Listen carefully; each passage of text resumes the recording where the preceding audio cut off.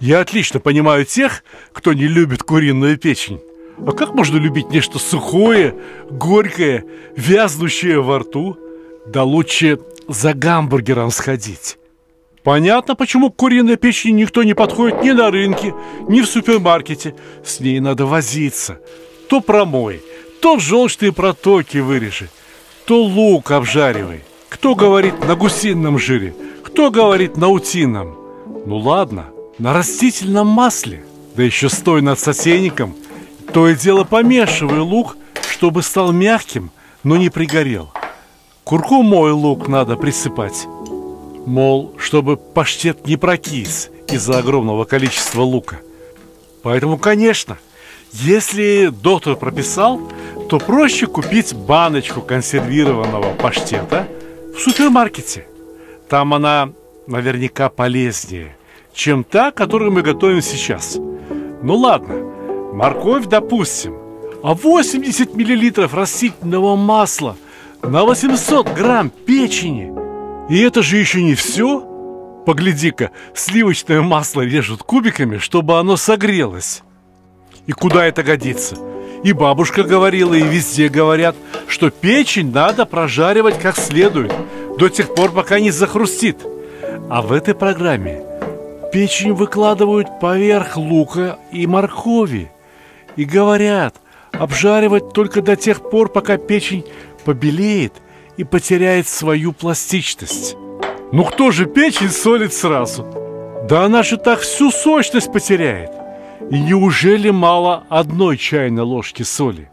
Зачем надо две? А к чему этот черный перец? Ведь так хочется насладиться вкусом натуральной печени. Дорогие друзья, это я озвучил голоса виртуальных скептиков. Я отлично знаю, о чем говорят противники вкусной и здоровой пищи. После того, как вы посолили и поперчили печень, перемешайте ее с луком и морковью и накройте сотейник крышечкой. Огонь на минимум. После чего необходимо подождать 2-3 минуты, а потом снова открыть крышку и перемешать. Так сколько же всего минут необходимо жарить печень? Если кто-то назовет вам точную цифру, имейте в виду, этот человек абсолютно не понимает в кулинарии. Трогайте печень пальцем. Если она еще пластичная, дрожит внутри, значит пока что не готова.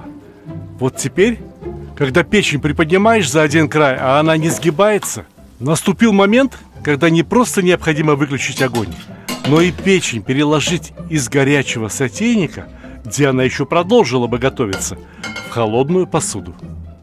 Перекладывайте вместе со всеми соками. Ничего не оставляйте в сотейнике. Обратите внимание на цвет готовой печени. На разрезе она должна быть еще более розовой. Скажите, а у вас дома мускатный орех не завалялся? Добавленные в верной пропорции и в правильное время специи украшают любой продукт. Они забивают его первоначальный вкус. Вот столько мускатного ореха вполне достаточно. А теперь сливочное масло. 200 грамм сливочного масла на 800 грамм печени. Запомните эту пропорцию. Паштет из печени – это не еда, которой наедаются от начала и до конца. Паштет из печени – это всего лишь навсего закуска. 50 грамм на одного человека – вполне достаточная порция. И ничего страшного, если среди этих 50 грамм 10 грамм будут сливочным маслом. Постарайтесь измельчить паштет как можно глаже. И лишь после этого добавляйте сливки. Жирность сливок может быть любой, 10%, 20%. Их уйдет 300-400 мл. Количество зависит от получающейся консистенции. Вы должны иметь в виду, что, остывая, паштет станет гуще. Ну и, разумеется, сливки необходимо добавлять подогретыми. Паштет должен приобрести консистенцию примерно как у манной каши. Иногда, если блендер не справляется со своей задачей на 100%, паштет рекомендуют протереть через сито, чтобы остались узелки от желчных протоков, от каких-то сосудов. Но очень важно попробовать уже почти готовый паштет. Ведь мы солили печень, а сливки и сливочное масло не соленые. Есть смысл добавить и черный перец. Если он и в горячем паштете не чувствуется, то в холодном и подавно от его запаха и жгучести не останется и следа. И еще один ингредиент, аромат которого способен превратить любую еду в шедевр. Это трюфель. Я недавно был на конкурсе кулинарных книг в Париже. Вот и привез себе побаловаться. Но в Париж за трюфелями не очень-то налетаешься, поэтому гораздо чаще мы добавляем в печеночный паштет сальсу из трюфеля, либо трюфельное масло. И то, и другое довольно часто встречается в супермаркетах. Обратите внимание, либо спросите продавцов. Но в конце концов и без трюфеля тоже получится очень вкусно. А еще я бы поэкспериментировал с сухими, молотыми белыми грибами. А теперь другой, очень важный момент. У нас получилось 1 килограмм 800 грамм паштета. Это 36 очень щедрых порций. Вы столько сразу съедите? Тогда раскладывайте паштет по горшочкам, либо даже по обычным стеклянным баночкам. Только не наполняйте посуду до самого верха.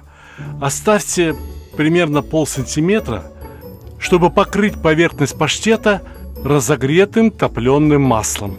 Сливочное масло, в котором содержится белок, и само испортится. А вот топленое масло, о приготовлении которого я уже рассказывал в нашей программе, и этот сюжет можно найти на моем канале в Ютубе, послужит отличной герметичной крышкой. Паштет под ней не окислится, не позеленеет. Поэтому очень важно расправить паштет, чтобы он весь оказался хотя бы под тоненьким слоем топленого масла. Вот теперь посуду можно накрывать крышками, а в противень подлить горячей воды. Вода не должна покрывать полностью баночки либо горшочки, но доходить хотя бы до середины. Пусть вода даже будет кипеть, она не нагреется выше 100 градусов. Соответственно, и паштет не пригорит. А паштет необходимо прогреть до 85 градусов. После этого его можно хранить недели, может быть даже месяцы. Паштет пастеризуется в духовке 1 час при температуре 120 градусов.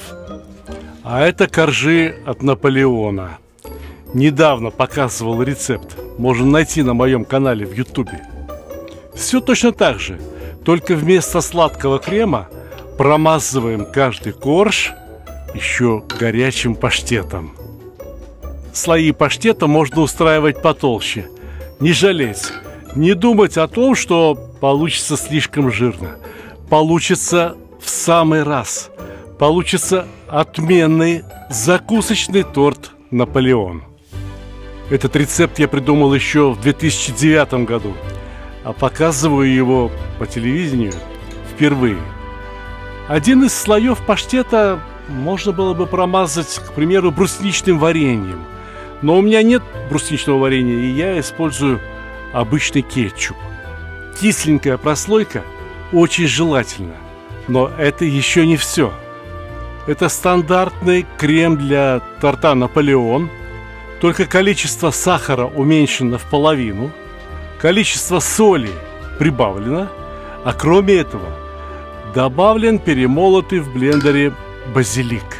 Я расскажу вам, как я пришел к такой идее. Однажды я угощал великого русского повара Александра Ивановича Филина и французского шефа Буяси. На столе был шашлык из печени. На столе где-то в стороне стояли помидоры черри. И был базилик. И я наколол на зубочистку листик базилика, помидорку и кусочек шашлыка из печени. Попробовал и вздрогнул от неожиданно прекрасного вкуса. Меня с детства учили, что без хлеба кушать нельзя.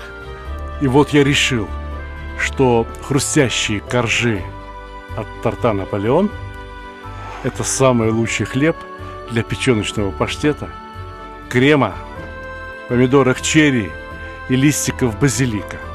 Разумеется, торт должен застыть.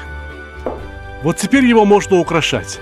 Можно украсить листиками именно базилика, несмотря на то, что вкус и аромат базилика уже имеется в креме, и его вполне достаточно. Но очень важно, чтобы даже те, кто перенесли ковид, понимали, из чего приготовлен торт. Помидоры тоже необходимы только для обозначения ингредиентов. В принципе, томатного вкуса уже вполне достаточно за счет кетчупа, но еще и для украшения. Можно сказать, вместо клубники, ежевики или малины. А хотите посмотреть, каким получился паштет после того, как он застыл? Возьмите кусочек подпеченного хрустящего хлеба. Он оттенит нежность паштета. Обратите внимание на цвет, на консистенцию паштета. Видите, как он размазывается по хлебу? Великолепный вкус и запах вы оцените после того, как приготовите такой паштет. Если что-то не запомнили, приходите на мой канал в YouTube, найдете ролик, пересмотрите с самого начала, приготовите, и все у вас обязательно получится. А уж если вы испечете такой закусочный торт «Наполеон», то уложите на обе лопатки всех своих друзей, если они тоже, на ваше счастье, увлекаются кулинарией. Дорогие друзья, готовьте дома и приглашайте друг друга в гости. Нет наслаждения для человека лучше, чем есть и пить от трудов своих при открытых дверях с хорошими гостями за столом. Я обещаю вам еще очень много хороших, вкусных, очень полезных рецептов. Приходите.